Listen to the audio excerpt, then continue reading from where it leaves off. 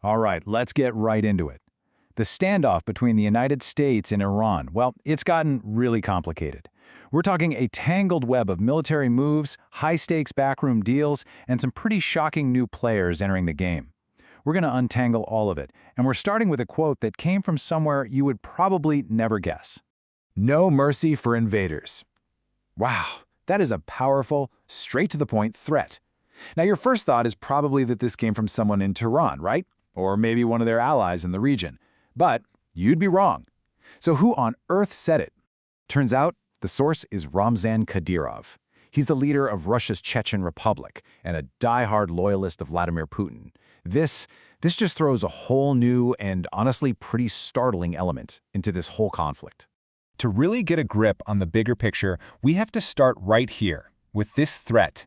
It's a critical piece of the puzzle because it shows just how far the ripples of this standoff are spreading across the globe. The language Kadyrov uses here is what's so significant.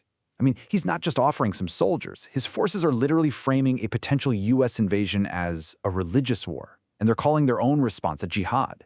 This just ramps up the rhetoric to a whole new level and hints at a totally new ideological front opening up.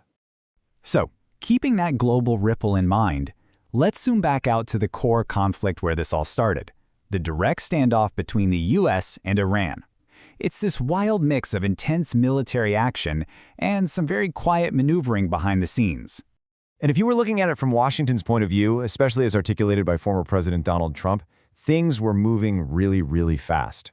This quote, it suggests a massive amount of confidence, and it hints at the sheer scale of the military operations that were happening. And here's where that confidence was coming from. According to U.S. claims, they had basically taken apart Iran's Navy and Air Force in just a matter of days. And look at that last point. That is a direct shot at Iran's long-standing threats, basically saying the U.S. had total control over the supercritical Strait of Hormuz. But here's the twist. Even while this massive military pressure campaign was going on, a completely different, much quieter front was opening up. Behind the scenes, a 15-point peace deal, reportedly with Pakistan playing the middleman, was on the table. This was a potential way out, an off-ramp from a much wider war. So it all came down to a classic quid pro quo. You give us this, we give you that kind of deal. The U.S. demands were huge. Shut down the nuclear program completely, stop funding proxy groups, but in return, the offers were also huge. Total relief from sanctions, even help with the civilian nuclear program.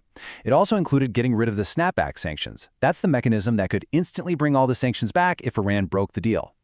But Iran wasn't just going to roll over and accept. Nope. They came right back with their own powerful counterdemands. They wanted reparations for the conflict, and this is a big one. They wanted their sovereignty over the Strait of Hormuz officially recognized. That is a direct challenge to a core U.S. strategic interest. This was not going to be a simple negotiation. And this is where the whole thing blows up, from a regional dispute into a global chessboard. Iran, realizing just how high the stakes were, made a really smart strategic move. They decided not to go it alone. They brought two of America's biggest rivals to the negotiating table, and that changed the entire game. You got to put yourself in Tehran's shoes for a second. They're thinking, how do we know this ceasefire deal from the U.S. isn't just a trap? The answer? You get guarantors. You get powerful countries who have their own reasons to want to keep American influence in check and make sure any deal is actually honored. First up, Russia. Reports were swirling that Moscow was providing serious support on the battlefield, everything from satellite intelligence to upgraded parts for their drones. This isn't just symbolic stuff. This is real help meant to level the playing field. Now, it is super important to note, the Kremlin has denied all of this, calling the reports fakes, but the accusations alone show you how deep this partnership is seen to be. And then, of course, there's China. You really can't talk about Iran's survival without talking about Beijing. For years, China has been the economic lifeline that's allowed Iran to survive crippling sanctions and even get to a place where it can negotiate. And on top of that, they've reportedly supplied critical military gear, from air defense systems to anti-ship missiles. But as the diplomatic table got more crowded, a pretty serious crack started to show between the two main allies who were leading the pressure campaign, the United States and Israel. Suddenly, they weren't on the same page about how to move forward. And you can see the split perfectly right here. On one side, you have the U.S. basically saying, hey, let's pause the major military strikes to give these talks a real chance to work.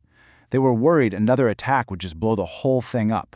But Israel was arguing the exact opposite, saying no way, that continuous military pressure is the only reason they're at the table in the first place. Just a fundamental disagreement on strategy. So, let's put all these pieces back together. You've got the Chechen threat, the massive U.S. military action, the super complex peace deal, Russia and China jumping in, and this major split between allies. When you see it all laid out, you realize this isn't just a regional standoff anymore. Not by a long shot. The big takeaway here, the most crucial point, is that Iran pulled off a major strategic move.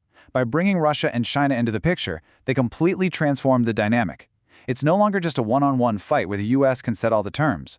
Now, it's a global power play, where Washington's leverage is being balanced out by other major powers. And that leaves us with the ultimate question, doesn't it? With the world's heavyweights now picking sides and getting involved, does all this new complexity actually make a real peace deal more likely by creating checks and balances? Or has it just raised the stakes so incredibly high that a wider, more devastating conflict is now pretty much inevitable?